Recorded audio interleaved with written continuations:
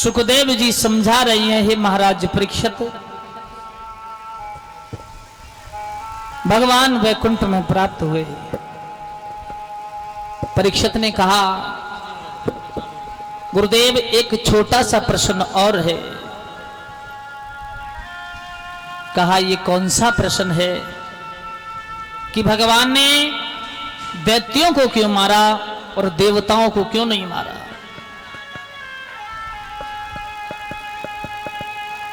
जितने भी दैत्य हुए, भगवान ने उन दैत्यों को क्यों नहीं संहारा?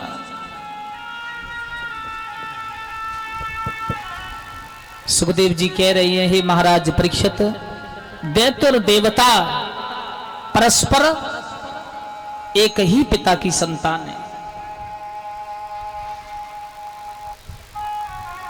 एक बार 4 ऋषि सनक, सनंदन, सनातन, सनत कुमार भगवान विष्णु जी से प्रार्थना की है, हे भगवान, आप मैया लक्ष्मी के सहित हमें दरबार में दर्शन दें। और मैया लक्ष्मी के साथ दर्शन पाने के लिए निवेदन जब चारों ऋषियों ने किया तो भगवान ने कहा, खैर कोई बात नहीं, संध्या काल में आ जाना, हम तुम्हें दर्शन अवश्य देंगे।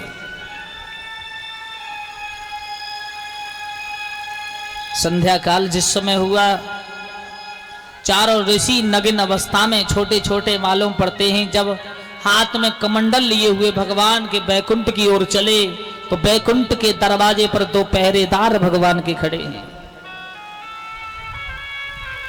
एक का नाम जय है, दूसरे का विजय।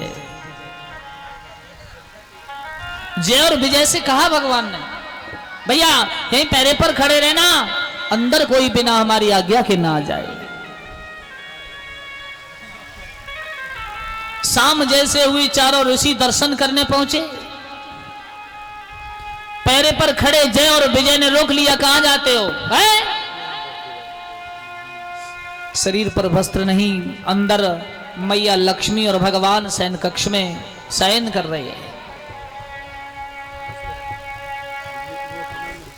सनक, सनंदन, सनातन चारों ऋषि कहने लगे, भैया हमें भगवान के दर्शन करने हैं, हम प्रभु के दर्शन करने आए हैं, हमें जाने दो ना। मना कर दिया, नहीं जाओगे अंदर। बार बार निवेदन किया, जाने दो ना, मना कर दिया। एक कहने लगा, ये राक्षस होने के कारण है। दूसरा बोला, इनको श्राप दे डालूं। तीसरा कहने लगा, देरी किस बात की? और सनत कुमार ने उसी समय उन दोनों को श्राप दे दिया कि जाओ, हम तुम्हें श्राप देते हैं, तुम भूमंडल पर जाकर के राक्षस योनि को प्राप्त होगे। 1 जन्म तक नहीं, लगातार 3 जन्म तक तुम राक्षस बनोगे। और ये श्राप जिस समय सुना तो भगवान वैकुंठ से भागे चले आए। क्षमा कीजिए भगवान। श्री हरि नारायण ने बड़ी क्षमा याचना की, बहुत मनाया। ऋषियों ने कहा, तुम्हारे लिए भी हम श्राप दे देते हैं, तुम्हें भी मनुष्य योनि में जाना पड़ेगा। जब जब ये राक्षस बनेंगे तब तब तुम मनुष्य बन के इनका उद्धार करोगे। पहले जन्म में भी दोनों पहरेदार हिरणाक्ष और हिरण्यकश्यपु बने। हिरणाक्ष को भगवान शूकर रूप धारण करना पड़ा, 12 रूप धारण करके हिरणाक्ष को मारा प्रभु ने।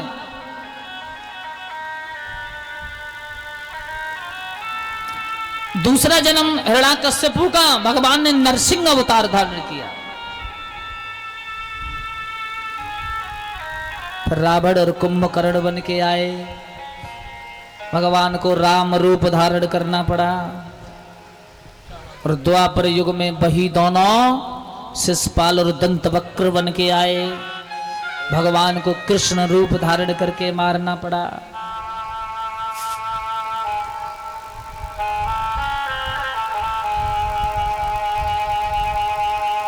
देखिए, पांडाल में 1 आध 2 माता तो नींद ले रही हैं अपनी आराम से। और दोष कुछ नहीं है इसमें महाराज परीक्षित। ये निंदिया कौन है मालूम है? निंद्रा देवी कुंभकर्ण की पत्नी भगवान के ऊपर बड़ी रुष्ट हुई। जब कुंभकर्ण को मारा, तुमने मेरे पति को मार दिया, और मैं तुम्हारे संग में वो करूंगी जो कभी किसी ने नहीं किया हो। भगवान बोले क्या करोगी? मैं ये करूंगी जो आपका बैकुंठ है, जब तुम्हारे बैकुंठ में एक भी मनुष्य नहीं जाएगा तो ताला पड़ जाएगा। जहां भी तुम्हारे नाम की हरि चर्चा हुआ करेगी, मैं ध्यान से नहीं सुनने दूंगी किसी को। और जब ध्यान से नहीं सुनेंगे वो लोग तो बैकुंठ नहीं जाएंगे, और बैकुंठ नहीं जाएंगे तो तुम्हारे बैकुंठ में जब जगह नहीं रहेगी, खाली मकान रहेगा, तो बस ताला पड़ना ही पड़ना है। भगवान श्री राम ने कहा कौन सी बड़ी बात है? जब जब तुम अपना अधिकार जगाओगी, और तुम्हारे उस अधिकार को हटाने के लिए बस हमें कृष्ण नाम बोलना पड़ेगा।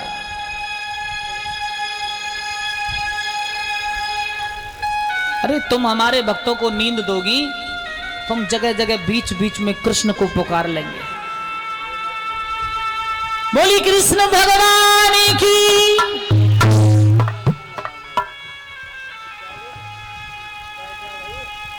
एक जगह कथा चल रही थी, तो एक बूढ़ी अम्मा कहने लगी, शास्त्री जी एक बात बड़ी अच्छी है, तुम्हारी कथा में बड़ा ही आनंद है। और आनंद तो आनंद ये जो आनंद सिंधु सुख राशि। अरे भगवान तो आनंद के सागर हैं, सिंधु सागर। मैंने कहा अम्मा एक बात बताओ, तुम्हें कौन सो आनंद आयो, कौन सो सुख मिलो?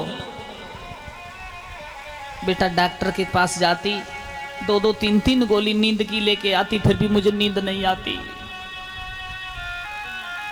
और जब से तुम्हारी ये कथा भाई, मैं पांडाल में आई और मोह को निंदिया आई, बड़े चैन से 2 घंटा कट जाते, मोरी थोड़ी सी नींद बस सोएबे को मिल जावे। मैंने कहा मैया ये भगवान की कथा कभी किसी को दुख पहुंचाने वाली नहीं है। बस 4 बातें भगवान नाम की ग्रहण कर लो, और 4 बातें जिसने ग्रहण करनी परमात्मा की, उसका कल्याण ही कल्याण है।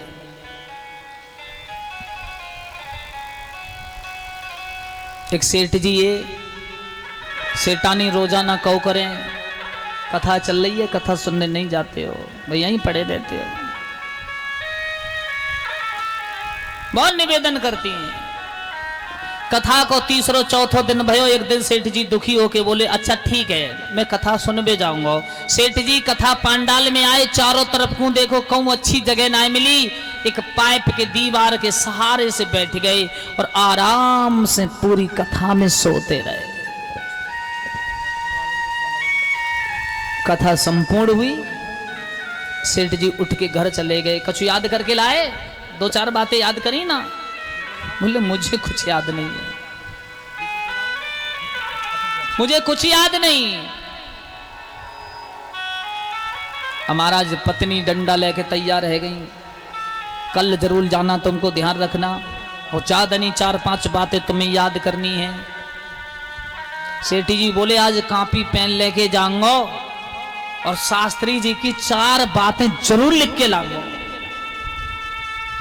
तो महाराज पांडाल की ओर आए, और व्यास जी महाराज की जैसे नजर पड़ी तो व्यास जी महाराज समझ गए कि कल तो पूरे दिन सोते रहे, जे आज फिर आ गए। पांडाल में जैसे घुसे सोई व्यास जी महाराज ने कही आए गए, सोचने लगे ये सबसे अच्छी बात है, पहलो शब्द यही कहो है, व्यास जी ने आए गए, अब बहु लिख लो आए गए। सेठ जी तो एक आध जगह थोड़े झुके बैठे हुए को बोले झुक गए, दूसरा तीसरा लिखो, बोले झुक गए, 2 तो है गए, 2 और मिल जाए और हम घर पहुंचे। सेठानी से कहेंगे ले ये 4 बातें तेरी हम लिख के ही ले आए। आराम से पलौती मार के जब बैठे तो व्यास जी महाराज बोले अब बैठ गए तुम आराम से। उन्होंने फिर लिख लिया तीसरा शब्द बैठ गए। अब वित्ती नहीं आए उनके पल्ले। अब सोच रहे हैं कि किसी तरह से एक और मिल जाता तो हम अपना समय यहां क्यों बर्बाद करें, एक और मिल जाता। तो महाराज जब एक उन्हें ना मिलो तो उठ के हिरास है कि चल रहे, बोले चलो एक कल मिल जावे गो। सो व्यास जी महाराज ने ऊपर से कह दी, अरे सेठ जी चल रहे, आराम से लिख ली। बोले चल रहे, बोले अब सही रहे। ये 4 शब्द हो गए। और सेठानी जय कहती कि भगवान की कृपा ऐसी होती है जिनके पास 4 शब्द भी हों उनका भवसागर से तरण हो जाता है। सेठ जी ने बई बात रट लई, जासे बड़ो कोई मंत्र ही ना आए गए, झुक गए, बैठ गए, चल गए। सांझ को बैठे भजन करबे तो बस जेई मंत्र बना लो, आए गए, झुक गए, बैठ गए, चल गए, खाते समय सोते समय बस जा ही रटना शुरू कर दई। सेठानी बोली भले कथा सुनबे भेजे जे तो पागल हो गए। एक दिन बेचारे सो रहे थे दुकान में, चोरों ने सोचा सेठ जी के पास बड़ो ही धन है, सबसे पहले जाई की चोरी करे। और भगवान की कृपा से जब चोर दरवाजे खड़े और अंदर प्रवेश करने को तैयार हुए तब ही सेठ जी की आंख खुल गई। सेठ जी सोचने लगे चलो नींद ना आ रही है, थोड़ा भजन ही कर लेता है। जैसे चोर अंदर घुसे से सेठ जी ने करवट लो, आए गए। चोर सोच रहे जाने देख लो हो गए।